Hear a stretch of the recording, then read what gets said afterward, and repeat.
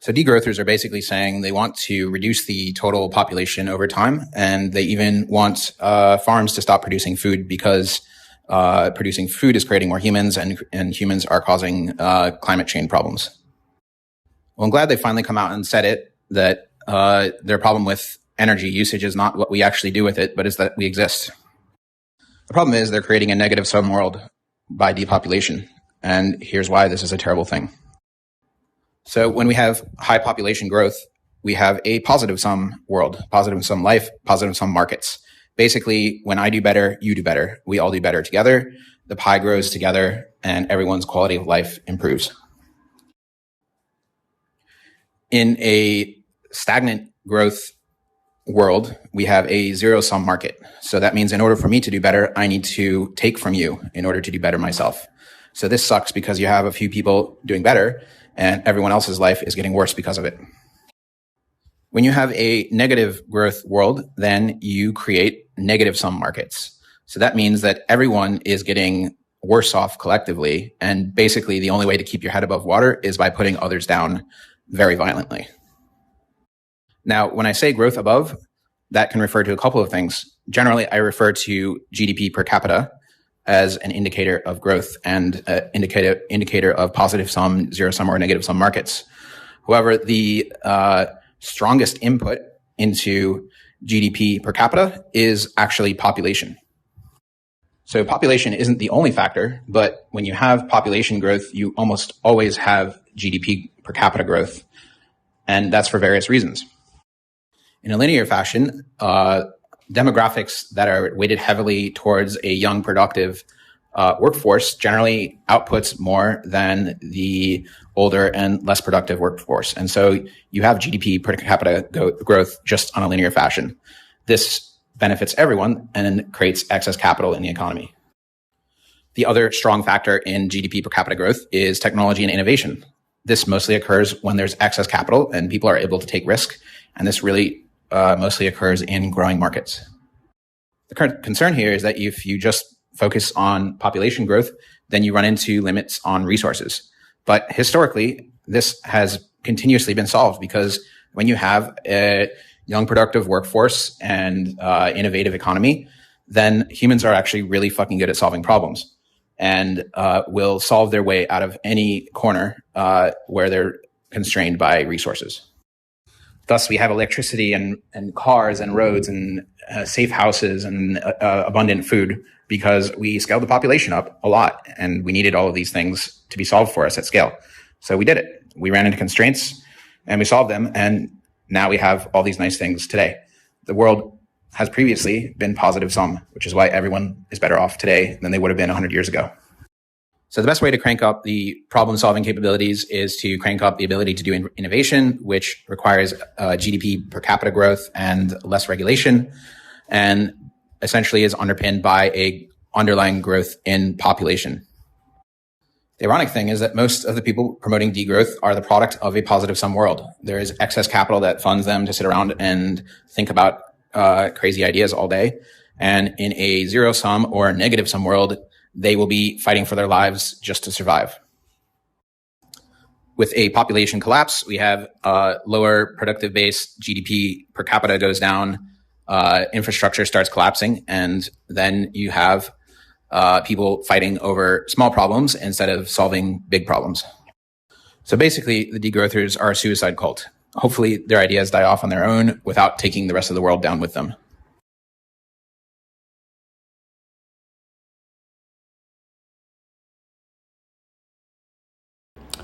Okay, this shitstorm is now on Twitter.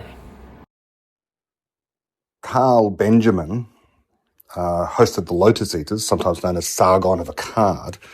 I just saw him on Twitter accusing someone of being a mouthpiece for demonic ideas. Fair enough. I don't want to go into the details, doesn't matter. It's the same point that Jordan Peterson has made over and again, echoing ideas from Jung.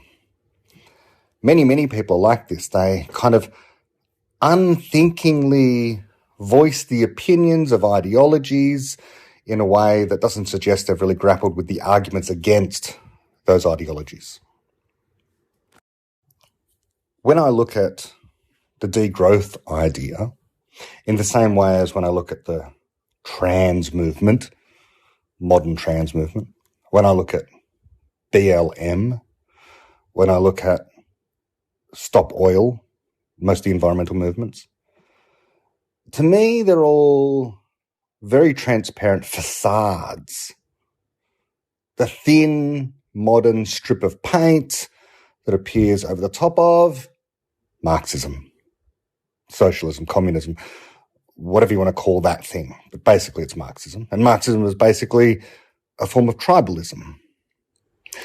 It contains very few new ideas, but it voices this idea that we need to defer to authorities, come together as a collective, never mind the individual, do what we can to suppress individual creativity so that the group is somehow going to be better off. And because this idea is just an absolute failure, it tends to be refuted very easily. So why doesn't it die? It doesn't die because it continues to morph. It's a very nifty little anti-rational set of memes that hold themselves immune from criticism. Marxism was the great failure of the 20th century. It morphed itself into fascism. It's one kind of death cult.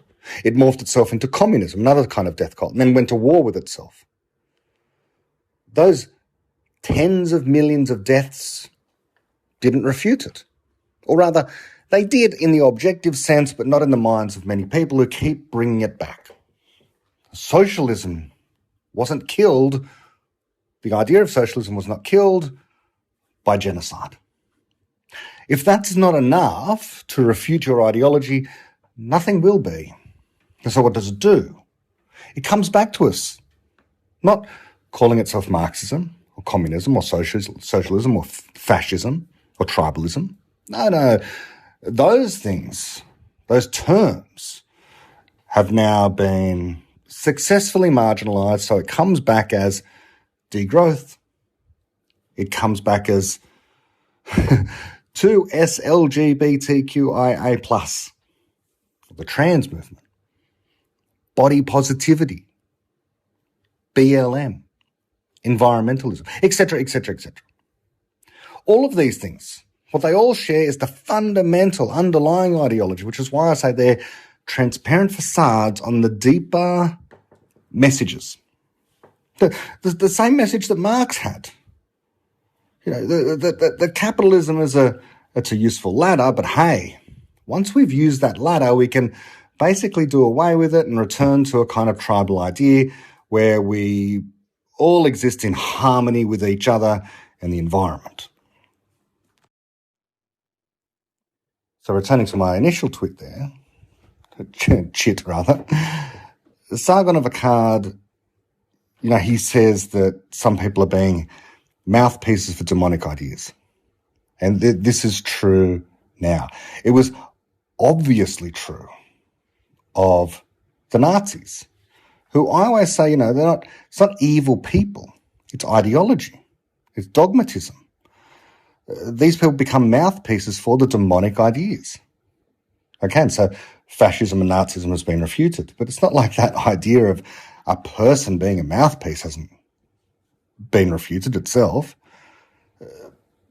Degrowthers, this new class of academic intellectual way of talking about Marxism, without ever using the word Marxism, but spewing out all the same ideas, turns otherwise intelligent people into nothing but mouthpieces for the demonic ideology of Marxism, of anti-growth, of fascism, collectivism, tribalism, anti-rationalism. It's all still there, and it is unfortunate that it's anti-human as deeply as anything possibly can be, from the perspective that it will turn itself into a genocidal movement. That's the first thing. But also it will marginalize your creativity by taking away from you your critical faculties so that you become nothing but the mouthpiece. Don't become a mouthpiece. Be a critical reflector.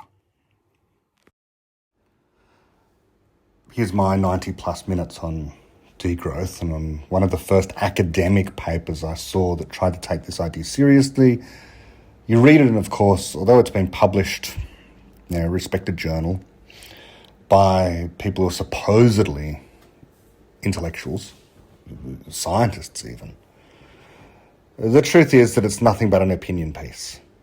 There's nothing scientific there. There's nothing in terms of an evidentiary claim. It's pure ideology, degrowth.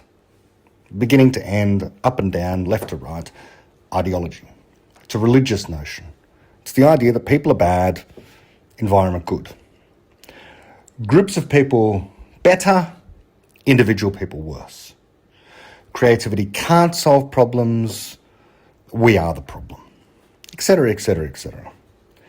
It's much the same idea that you get from religion, but importantly it comes from basic tribalism. You can't trust your own thoughts. The expert class will tell you. And so these brilliant people who write these papers, they're mouthpieces. They're not thinkers in the sense that I would normally regard the word as being of any use whatsoever. A thinker being someone who's reflective and critical. Honestly, I'm just tired of visions and missions and trying to change the world. I just want to build something beautiful that I use every day. The best thing about not needing to raise money from venture capitalists is that you don't have to come up with some bullshit vision or mission in order to get them excited about investing. Even if you have a thing that could be large, you don't have to do that dog and pony show. You just build